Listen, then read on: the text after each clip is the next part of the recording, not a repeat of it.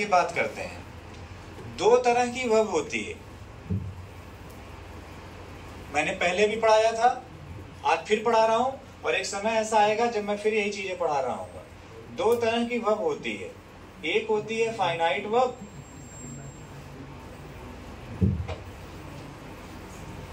और एक होती है नॉन फाइनाइट वर्ब। पढ़ाया था मैंने। yes, sir.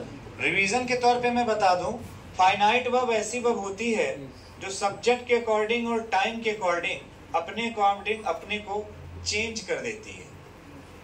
तो सब्जेक्ट और टाइम के अकॉर्डिंग जो चेंज हो जाए उस वर्ब को कौन सी वर्ब कहेंगे? लेकिन जो सब्जेक्ट और टाइम के अकॉर्डिंग चेंज नहीं होती उसे कौन सी वर्ब कहेंगे? Non finite. लेकिन अभी भी ये बात समझ में नहीं आई होगी, तो एक एग्जांपल लेते हैं और चीजों को समझते हैं। मैंने एग्जांपल लिया आई वांट टू गो, बार बार एक एग्जांपल लेता हूं जिससे आपको याद हो जाए। दूसरा एग्जांपल मैं लिख लेता हूं यहाँ पर, आई वांटेड टू गो। प्यारे बच्चे, तीसरा एग्जांपल मैं यहाँ पर नोट कर सकता हूं, ही वांट्स टू गो। अब अगर यहाँ पे समझने और सीखने की जरूरत है, यहाँ पे चीजों को हम सीखें, तो वांट को अगर देखा जाए तो जैसे ही यहाँ पे टाइम बदला, वांट की फॉर्म बदल गई और वांट बदल के क्या हो गया? वांटेड हो गया। जैसे ही मैंने सब्जेक्ट को सिंगुलर किया, तुरंत वांट बदल के क्या हो गया? वांट्स हो गया, यानी सिंगुलर हो गया। बातें समझ में आ रही है? लेकिन क्या हम टू गो को टारगेट करके देखें, क्या टू गो चेंज हो रहा है? नहीं। क्या टू गो चेंज हुआ? चाहे आप टाइम बदल दें और चाहे आप सब्जेक्ट बदल दें, किसी भी कंडीशन में टू गो चेंज होने के लिए तैयार नहीं है। तो इसको हम कौन सी वर्ब कहेंगे? Non finite. इसी को हम लोग कह देंगे नॉन फाइनाइट वर्ब। अब बच्चों ने मन में एक चीज बना लिया होगा कि टू को जहां जहां देखेंगे वहां वहां उसको नॉन फाइनाइट मान लेंगे, चलो रख लिया जाए। लेकिन मैं कह रहा हूं मेरी क्लास में कुछ रटने की जरूरत नहीं है।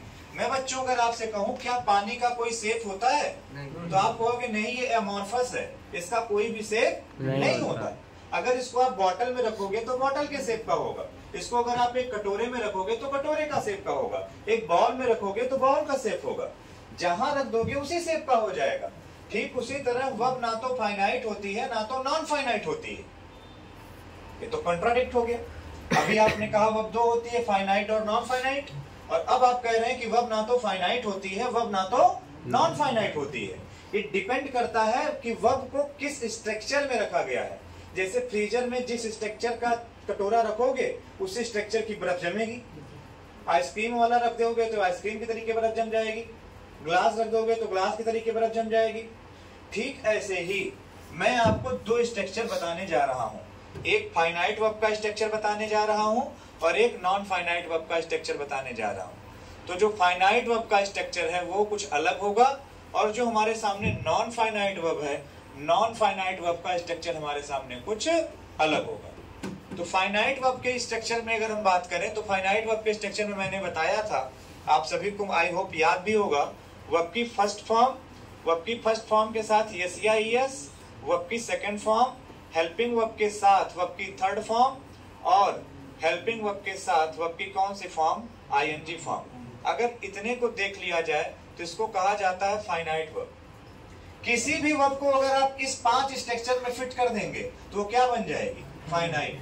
और अगर टू के साथ आपने वर्ब की फर्स्ट फॉर्म को फिट किया, केवल वर्ब की आईएनजी फॉर्म को फिट किया, या हैविंग के साथ आपने वर्ब की थर्ड फॉर्म को फिट किया, तो वो कौन सा फॉर्म बन जाएगा? वो बन जाएगा नॉन फाइनाइट फॉर्म। अभी आगे रिलेट करेंगे तो ये भी बताएंगे कि कब टू बी वन आता है, कब आईएनजी आता है, कब हैविंग V3 आता है, कब यहाँ से वॉइस की गलती बनती है, कब यहाँ से मिसमैच की गलती बनती है। ये सब आगे डिस्कस करेंगे, आज नहीं डिस्कस करना है। आज इतना ही डिस्कस करना है कि वर्ब कितने नेचर की होती है? दो नेचर की होती है, एक फाइनाइट और एक नॉन फाइनाइट। फाइनाइट ऐसी है जो सब्जेक्ट और टाइम के अकॉर्डिंग चेंज हो जाएगी, और नॉन फाइनाइट ऐसी है जो सब्जेक्ट और टाइम के अकॉर्डिंग चेंज नहीं होगी। कोई दिक्कत आई? आज दो बच्चे बैठे थे, इनको कोई दिक्कत आई? समझ में आ रहा है? अच्छा, अगर कभी मैंने आपसे कहा प्ले, तो प्ले कौन सी वर्ब है? फाइनाइट या नॉन फाइनाइट? फाइनाइट। फाइनाइट है। और अगर मैं कह दूं टू प्ले? Non finite. अगर मैं कह दूं प्लेइंग, नॉन फाइनाइट, और अगर कह दो is playing, finite verb, was playing, finite, will be playing. Finite, अगर कभी मैंने आपसे कहा वेंट, तो वेंट कौन सी फॉर्म है? सेकंड फॉर्म है, फाइनाइट। फाइनाइट, और अगर मैंने कह दिया टू गो, तो non finite, having gone, non finite. बात समझ में आ गई? Yes sir. अब थोड़ा सा हम लोग आगे बढ़ें, चीजों को और समझें। जो हमने डेफिनेशन पढ़ी थी कि सेंटेंस बनाने के लिए सब्जेक्ट और वर्ब की जरूरत होती है, यही डेफिनेशन बच्चों पढ़ी थी कि सेंटेंस बनाने के लिए सब्जेक्ट और ऑब्जेक्ट की क्या होती है? जरूरत होती है। लेकिन ये जो बात लिखी जा रही है कि सेंटेंस बनाने के लिए सब्जेक्ट और ऑब्जेक्ट की जरूरत होती है, सब्जेक्ट और वर्ब की जरूरत होती है, लेकिन ये जो बात लिखी जा रही है ये बात गलत है। अगर सेंटेंस में सब्जेक्ट और वर्ब रखने से सेंटेंस बन जाता तो भैया मेरे मैं ऐसे लिख देता आई टू गो, और लो सेंटेंस बन गया, मीनिंगफुल भी है, सब कुछ सही है। बट ये क्या हो गया है? गलत है। हमें क्या लिखना पड़ेगा? I want, go, I went, I am going, I have gone। कुछ भी लिखो तब जाके सही होगा ना। कहना क्या चाह रहा हूं? फाइनाइट, कहना ये चाह रहा हूं कि सेंटेंस में जो वर्ब लिखी जा रही है सेंटेंस बनाने के लिए, वो कौन सी होनी चाहिए? फाइनाइट होनी चाहिए। वो कौन सी होनी चाहिए? फाइनाइट। जरा जोर से बोलेंगे। फाइनाइट। यानी एक सेंटेंस बनाने के लिए एक फाइनाइट वर्ब की जरूरत होती है। बोलो यहाँ तक बात समझ में आई या नहीं आई? Yes sir. बात समझ में आ गई? जरा मैं पीछे वालों से पूछ लेता हूँ। ठीक सर। पॉज कर लिया करिए। यहाँ से जो चीजें क्लियर हुई वो एक बात क्लियर हो गई कि सेंटेंस में क्या क्लियर हुआ?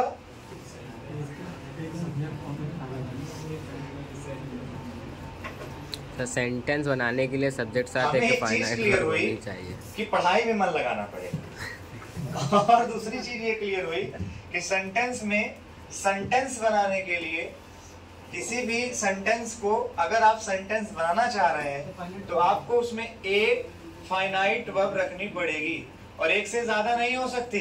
फाइनाइट वर्ब हमेशा कितनी होगी? एक होगी। फाइनाइट वर्ब हमेशा कितनी होगी? एक होगी। आइए कुछ एग्जांपल लेते हैं। मैंने एग्जांपल लिखा, क्या लगता है ऐसे बीच बीच में? I have one baby.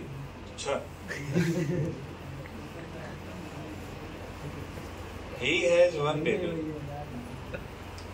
अब मौज ले लो फालतू में, क्या मतलब है? Full stop.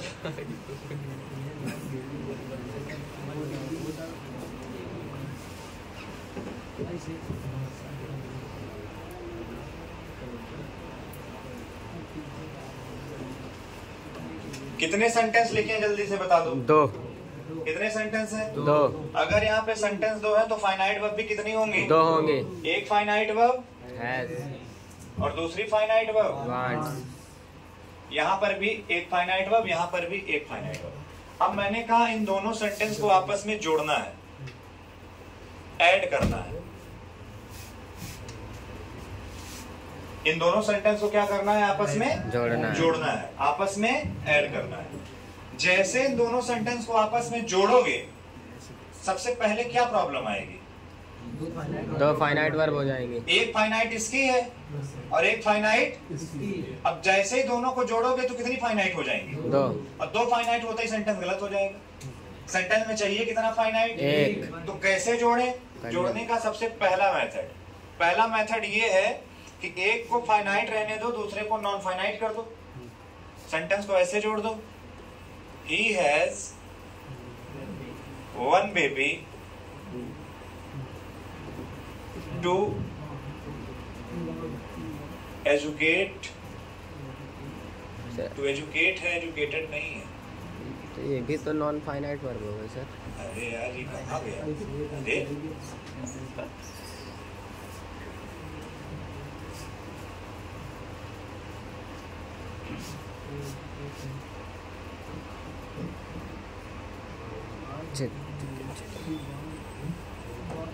He has a one baby to educate। हमने कुछ नहीं किया, जो फाइनाइट था उसको गायब कर दिया, सीधे किससे जोड़ दिया? नॉन फाइनाइट से सेंटेंस को जोड़ दिया। सेंटेंस क्या बन गया? सही बन गया। He has one baby to educate। उसके पास एक बच्चा है और उस बच्चे को क्या करेगा वो, उस बच्चे को वो पढ़ाएगा। Yes sir. अब सेंटेंस में कितनी फाइनाइट बची? मैं आपसे पूछता हूं, एक फाइनाइट बची और नॉन फाइनाइट चाहे जितनी रख दो, 1000 नॉन फाइनाइट रख दो, हमें कोई दिक्कत नहीं है, लेकिन फाइनाइट कितनी रहेगी? एक। तो एक तरीका तो जोड़ने का ये हो गया, और इसी सेंटेंस को जोड़ने का एक दूसरा भी तरीका है। दूसरा तरीका क्या है? आप ऐसे लिखो, he has one baby and he wants to educate him। एक तरीका ये है। इससे भी सेंटेंस क्या हुआ? जुड़ गया। इससे भी क्या हुआ? जुड़ गया। ये कौन सा तरीका हुआ? दूसरा तरीका हुआ। सीखने को क्या मिला हम लोगों को? सीखने को ये मिला कि एक फाइनाइट वर्ब ये है, बोलो हाँ या ना? Yes sir. और एक फाइनाइट वर्ब ये कितनी फाइनाइट हो गई? दो। तो दो फाइनाइट को अगर जोड़ना हो तो एक कंजक्शन लगा देते हैं, बस यही सीखने को मिला। तो जो कॉन्सेप्ट यहाँ से निकल करके आया, कॉन्सेप्ट क्या निकल करके आया कि अगर हमें दो फाइनाइट वर्ब को जोड़ना हो तो उसके लिए हम क्या लगा देते हैं? एक कंजंक्शन लगा देते हैं। अगर हमें दो फाइनाइट वर्ब को जोड़ना हो तो हम क्या लगा देते हैं? एक कंजंक्शन लगा देते हैं। बस हमें ये सीखने को मिला। He wants to educate him में बस यही सीखने को मिला कि अगर हमें दो फाइनाइट वर्ब को जोड़ना हो तो हम सेंटेंस में क्या करेंगे? एक कंजंक्शन लगा देंगे। ठीक है भाई, बोलो। Yes sir. अब थोड़ा सा आगे बढ़ें। जैसे ही दो सेंटेंस को हमने जोड़ा, मान लो एक सेंटेंस ये था और एक सेंटेंस ये था, और इन दोनों सेंटेंस को हमने जोड़ा किससे? इन दोनों सेंटेंस को हमने जोड़ दिया एक कंजंक्शन से।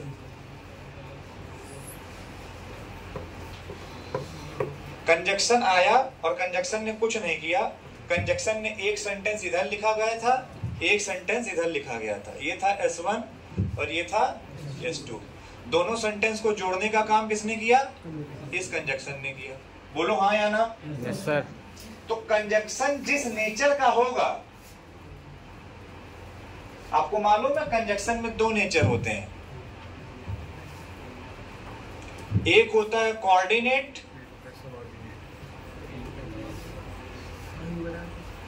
और एक होता है सबऑर्डिनेट। कंजंक्शन के दो टाइप होते हैं, कोऑर्डिनेट एंड सबऑर्डिनेट।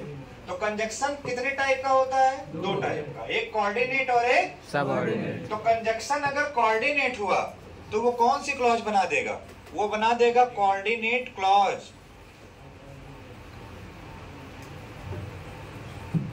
और कंजंक्शन अगर सबऑर्डिनेट हुआ तो वो क्या बना देगा? Subordinate clause. मेरी बात समझ में आ रही है? क्या समझ में आया? कंजंक्शन जिस नेचर का होगा उसी नेचर की क्या बना देगा? क्लॉज। और जहां पे कंजंक्शन ही नहीं लगेगा, क्लॉज वहां भी होगी, लेकिन ना तो उसको सबऑर्डिनेट कहेंगे ना तो उसको कोऑर्डिनेट कहेंगे, उसी को कह देंगे प्रिंसिपल क्लॉज। तो यानी जो पहली स्लाइड में लेकर के हम लोग बात को चले थे वो कौन सी बात थी?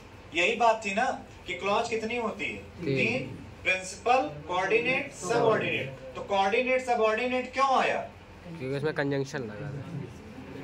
दो सेंटेंस को जब जोड़ा तो हमने एक कंजंक्शन लगाया, और कंजंक्शन जिस नेचर का था उसी नेचर की क्या बना देगा? क्लॉज।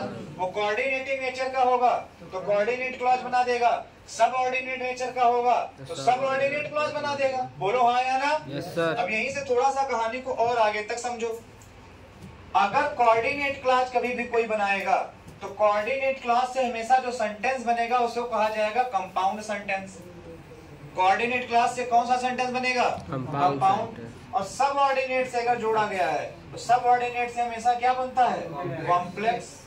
और जो आपको मालूम है सेंटेंस भी तीन टाइप के होते हैं, आपको शायद ना मालूम हो तो मैं आपको बता दूं। सेंटेंस को जब हम बांटते हैं फंक्शन पर तो सेंटेंस भी तीन टाइप के हो जाते हैं। एक होता है सिंपल, एक होता है कॉम्प्लेक्स, कंपाउंड, और एक होता है कंपाउंड। तो एक बात बताना भैया, जो कोऑर्डिनेट कंजक्शन से जुड़ेगा उसे क्या कहोगे? जो सब ऑर्डिनेट से जुड़ेगा उसे क्या कहोगे? और जिसके लिए कंजक्शन की जरूरत है ही नहीं वो क्या है? सिंपल। वो क्या है? तो यहां से एक कंक्लूजन निकल करके आ रहा, बोलो क्या? कि principal clause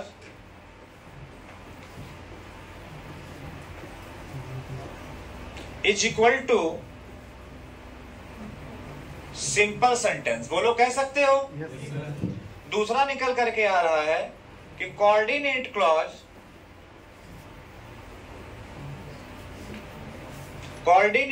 is equal to compound sentence and subordinate clause is equal to complex sentence. बोलो कोई दिक्कत आई? थोड़ा सा अगर इसी चीजों को हम और डिटेल में स्टडी करें तो हमें एक चीज और पता चलेगी। पूछो क्या? जो प्रिंसिपल क्लॉज होती है,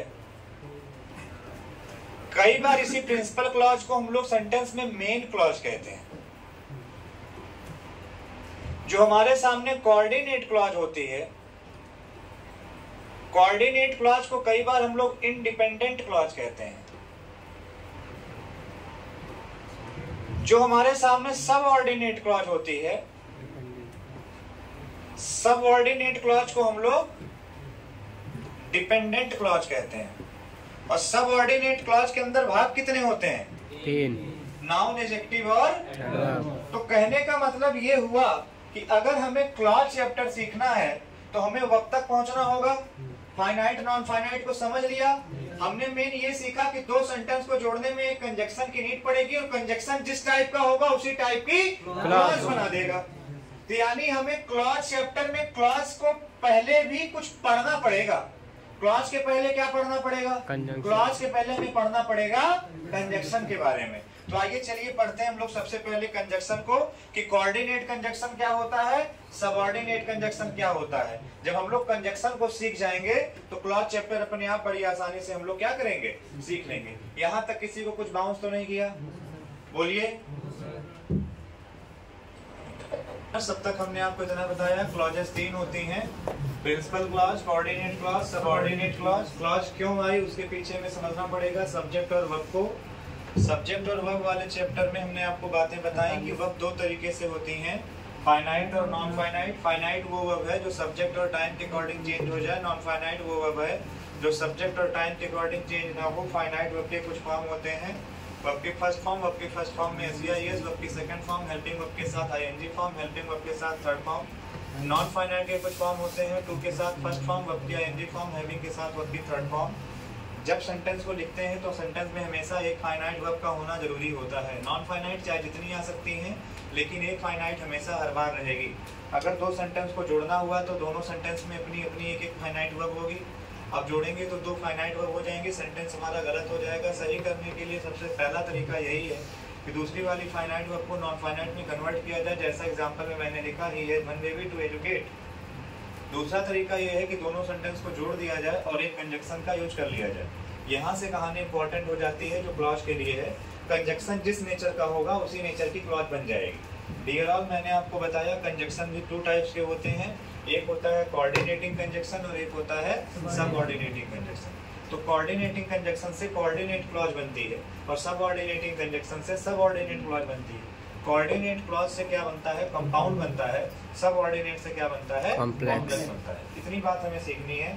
लेकिन अगली लिस्ट में मैंने आपको बताया सेंटेंस भी 3 तरीके के होते हैं, सिंपल, कॉम्प्लेक्स और कंपाउंड। तो अगर कोऑर्डिनेट क्लॉज से जुड़ेगी तो कंपाउंड सेंटेंस बन जाएगा, सबऑर्डिनेट से जुड़ेगी तो कॉम्प्लेक्स सेंटेंस बन जाएगा, और जो किसी कंजक्शन से नहीं जुड़ी हुई है, केवल नॉन फाइनाइट से जोड़ दिया गया है, उसको क्या कहा जाएगा? सिंपल सेंटेंस कहा जाएगा। तो चलिए एक बार हम लोग ये सीख लेते हैं कि कोऑर्डिनेट कंजक्शन कौन से होते हैं, सबऑर्डिनेट कंजक्शन कौन से होते हैं। थोड़ा सा हमने अभी बताया था कि इनके ये नाम है, प्रिंसिपल क्लॉज को मेन क्लॉज, कोऑर्डिनेट को इंडिपेंडेंट, सबऑर्डिनेट को डिपेंडेंट कहते हैं। इनको ऐसा क्यों कहते हैं ये भी आगे चल के सेंटेंस में हम जान लेंगे। सबसे पहले हम सीखते हैं कंजक्शंस के जो 2 टाइप्स मैंने बताए कि कोऑर्डिनेट कंजक्शन कौन कौन से होते हैं।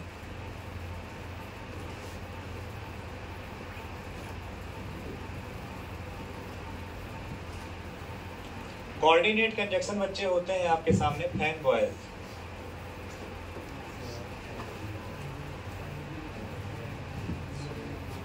फैन बॉयज कोऑर्डिनेट कंजक्शन होते हैं, जहां F का मतलब फॉर होता है, A का मतलब एंड होता है, N का मतलब नॉर होता है, B का मतलब बट होता है, O का मतलब और, Y से एट, S से सो। अगर इन कंजक्शंस को कभी भी आपने देख लिया तो इन सारे कंजक्शंस को आप तुरंत नोट लीजिएगा कि ये कौन से कंजक्शन है, ये कोऑर्डिनेट कंजक्शन है। अब जैसा मैंने आपको बताया है कंजक्शन कितने टाइप के होते हैं, 2 टाइप के होते हैं। एक होता है कोऑर्डिनेट और एक कौन सा कंजक्शन होता है, एक होता है सबऑर्डिनेट। ये कोऑर्डिनेट हो गया। और दूसरे नंबर पे बात करेंगे तो कौन हो गया, सबऑर्डिनेट। सबऑर्डिनेट हो गया।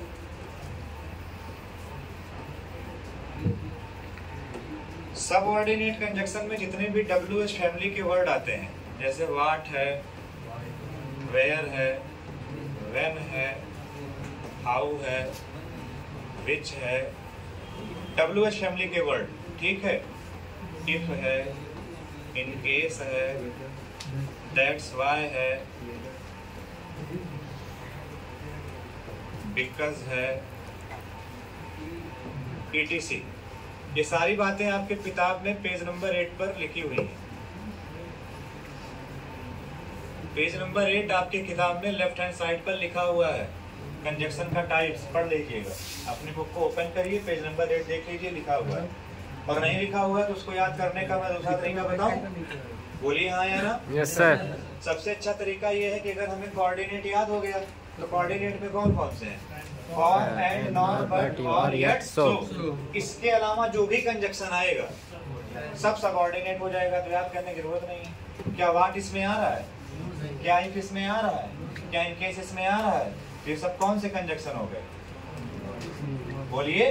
सबऑर्डिनेट हो गए या नहीं हो गए, सबऑर्डिनेट हो गए। आइए कुछ एग्जांपल्स इन बातों को समझ लेते हैं। जैसे मैंने लिखा,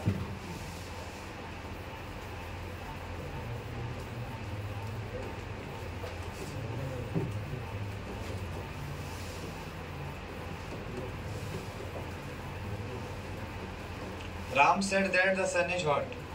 बच्चे दैट कौन सा कंजक्शन है, देखो एक फाइनाइट वर्ब ये रही और एक फाइनाइट वर्ब, और दोनों को जोड़ने के लिए क्या आ गया, एक कंजक्शन आ गया। अब ये कंजक्शन किस नेचर का है, कोऑर्डिनेट या सबऑर्डिनेट, सबऑर्डिनेट। ये सबऑर्डिनेट है। अगर ये सबऑर्डिनेट है तो इसको हम लोग क्या कहेंगे, सबऑर्डिनेट क्लॉज। इसको हम लोग कहेंगे सबऑर्डिनेट क्लॉज। क्लॉज। बोलो कोई दिक्कत आई? No sir. अच्छा मुझे एक बात बताना, ध्यान से देखोगे तो पूरा का पूरा ऑब्जेक्ट है, राम सब्जेक्ट है, यस सर। सेड वर्ब है, yes sir. And Ram said what, that the sun is hot. जैसे मैं आपके सामने एक सेंटेंस लिख दूं, आई रोट आई स्टोरी, तो आई सब्जेक्ट है, रोट वर्ब है, I wrote what, I story. I wrote what, I story. ठीक वैसे ही लिखा गया है, Ram said what, that the sun is hot. Ram said what, that the sun is hot. That the sun is hot. तो इसका मतलब ये भी क्या है, और सबऑर्डिनेट क्लॉज में जो ऑब्जेक्ट बनने का काम करेगा उसको कौन सी क्लॉज कह दोगे, उसको कह दिया जाएगा नाउन क्लॉज। तो नाउन क्लॉज क्लियर हो गई। एक एग्जांपल और देख, क्लियर हुई? Yes sir. पक्का? Yes sir. एक एग्जांपल और देख लो। एक एग्जांपल ऐसे देख लेना, जैसे मैंने कहा What he has said। देखो what यहाँ पे कंजक्शन है, तभी पहले सब्जेक्ट आया है, इसके बाद वर्ब आई है। अगर what कहीं क्वेश्चन वर्ड होता, what कहीं क्वेश्चन वर्ड होता तो पहले हेल्पिंग वर्ब चली जाती, बाद में सब्जेक्ट चला जाता। बच्चे एक बात बताओ, इसमें जो लिखा हुआ है इस वर्ब है, ये हमारा एडजेक्टिव है, तो इसका सब्जेक्ट कौन है? अच्छा यहाँ पे मैं ये लिख सकता हूँ he is wrong, यस। या हम ऐसे लिख सकते हैं the story is wrong, he said the story is wrong। तो the story की जगह हमने क्या लिखा, बताओ जल्दी से। व्हाट। एक फाइनाइट वर्ब, दूसरी फाइनाइट वर्ब, और दोनों को जोड़ने के लिए क्या आ गया, व्हाट। एक कंजंक्शन। कहीं भी आ सकता है वो, एक कंजक्शन किस नेचर का है, कोऑर्डिनेट या सबऑर्डिनेट? सबऑर्डिनेट। तो कौन सी क्लॉज बनी? Subordinate clause. सबऑर्डिनेट क्लॉज 3 काम करती है, नाउन का, एडजेक्टिव का या तो एडवर्ब का। यहाँ किसका काम कर रही है? ये सब्जेक्ट है या ऑब्जेक्ट है? ये सब सब्जेक्ट है। व्हाट ही है सेड क्या है? सब्जेक्ट। सब्जेक्ट है या नहीं है? Yes sir. व्हाट ही है सेड इज रॉन्ग। ये पूरा का पूरा सब्जेक्ट है, तो इसको भी क्या कहा जाएगा? Noun clause. नाउन क्लॉज समझ में आ रही है? Yes sir. एक दो एग्जांपल से प्रैक्टिस सॉल्व कर लो।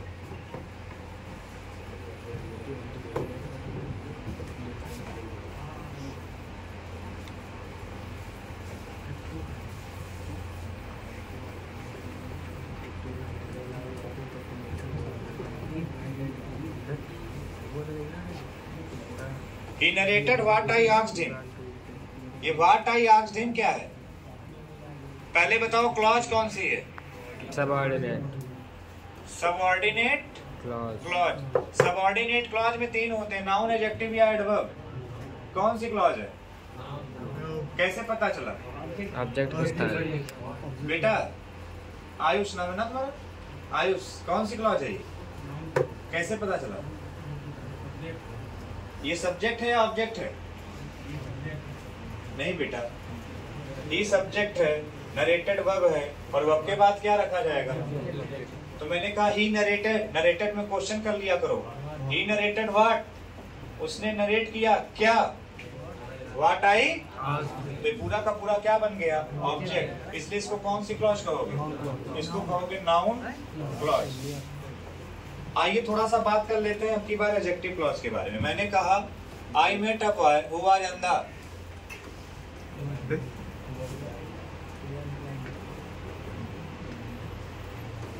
ब्लाइंड। फटाफट से बच्चों सीखेंगे। एक फाइनाइट वर्ब ये है और एक फाइनाइट वर्ब ये कोई दिक्कत नहीं है। और दोनों को जोड़ने के लिए क्या चाहिए? कंजक्शन। कंजक्शन कौन है? कौन सा कंजक्शन है ये? सबऑर्डिनेट। तो ये कौन सी क्लॉज बन गई? Subordinate clause. ये बन गई हमारे सामने सब। आप देख रहे हैं मैं कितनी स्पीड में आज लिख रहा हूँ। ये बन गई सबऑर्डिनेट क्लॉज। अब सबऑर्डिनेट क्लॉज बन गई, लेकिन ये बताओ हु वाज ब्लाइंड किसके लिए आया है? अब बॉय के लिए। हु वाज ब्लाइंड, वो अंधा था, किसके लिए आया है? बॉय के लिए। और बॉय क्या है? नाउन। तो याद रखिएगा, नाउन के लिए एडजेक्टिव या प्रोनाउन के लिए जो भी लिखा जाता है उसे क्या कहते हैं? एडजेक्टिव कहते हैं। तो इस पूरी क्लॉज को क्या कह दोगे? Adjective clause. Adjective clause. कोई दिक्कत आई? बोलो। No sir. इसी एडजेक्टिव क्लॉज का कई सारा नाम है।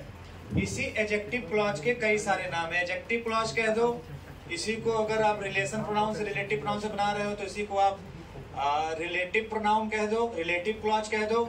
इसी को एडजेंक्ट क्लॉज कह दो, इसी को इंफॉर्मेटिव क्लॉज कह दो। कई सारे नाम इसी के हैं एडजेक्टिव क्लॉज के।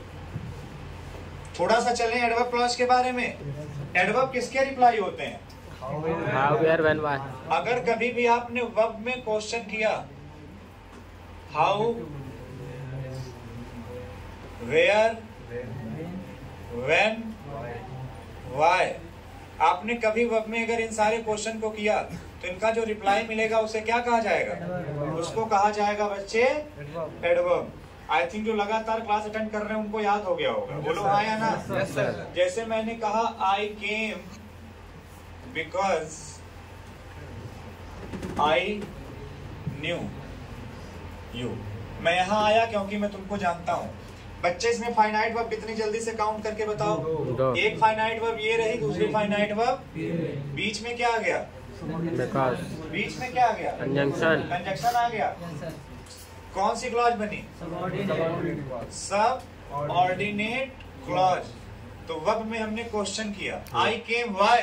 Because I knew him. I came, इसी वर्ब में क्वेश्चन करना है ना। I came why? Because I knew you. Because I knew you. तो ये कौन सी क्लॉज बन गई? Adverb clause. Adverb clause. तो कहने का मतलब ये है कि हमारे सामने जो सबऑर्डिनेट क्लॉज होती हैं, हमारे सामने जो सेंटेंस में सबऑर्डिनेट क्लॉज होती हैं, वो या तो नाउन बनती हैं या तो वो एडजेक्टिव बनती हैं या तो वो एडवर्ब बनती हैं, और इनसे बनने वाला सेंटेंस क्या कहा जाता है?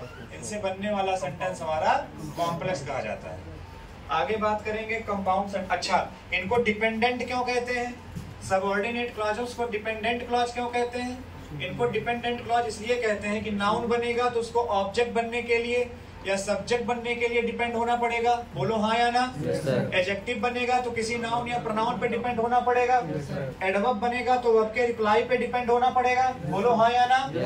इसीलिए इनको क्या कह देते हैं? डिपेंडेंट क्लॉज कह देते हैं। आइए कोऑर्डिनेट कंजक्शन के बारे में जानते हैं।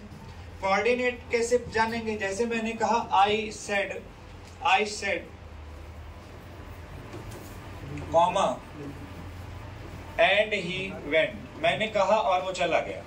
तो अब ध्यान से देखो, ध्यान रखिएगा, जितनी भी कोऑर्डिनेट क्लॉज होती हैं, ये देखो कोऑर्डिनेट कंजक्शन है, तो जितनी भी कोऑर्डिनेट क्लॉज होती है उसके पहले क्या आता है? कॉमा आता है। कोऑर्डिनेट कंजक्शन के पहले कॉमा नहीं आता, कोऑर्डिनेट क्लॉज के पहले कॉमा आता है। Comma before coordinate clause is must. ये मस्ट आना ही आना है। क्या ये वाली क्लॉज इस पर डिपेंड कर रही है कि ना तो वो ऑब्जेक्ट बन रही है, ना तो वो एडजेक्टिव बन रही है, ना तो एडवर्ब बन रही है? कुछ बन रही है क्या? नहीं बन रही है ना। तो ये कौन सा कंजक्शन है? जल्दी बोलो, ये कौन सा कंजक्शन है? तो इसको कौन सा, ये है कौन सी क्लॉज? Coordinate clause. और कोऑर्डिनेट क्लॉज है तो कौन सा सेंटेंस बन गया? कंपाउंड सेंटेंस बन गया। पूरी क्लास की समरी को अगर सीखें तो कंजक्शन के कितने टाइप होते हैं? कोऑर्डिनेट और कोऑर्डिनेट से बनने वाली क्लॉज कोऑर्डिनेट क्लॉज, सबऑर्डिनेट से बनने वाली क्लॉज सबऑर्डिनेट क्लॉज, कोऑर्डिनेट से सेंटेंस बनेगा कंपाउंड, सबऑर्डिनेट से बनेगा कॉम्प्लेक्स। सबऑर्डिनेट के अंदर 3 class, noun, adjective, adverb. Noun क्या करेगी? सब्जेक्ट या ऑब्जेक्ट। एडजेक्टिव क्या करेगी? नाउन की बॉडी। और एडवर्ब क्या करेगी? हाउ, वेयर, व्हेन, का रिप्लाई। कोई बात दिक्कत? Clause chapter completed. Thank you so much.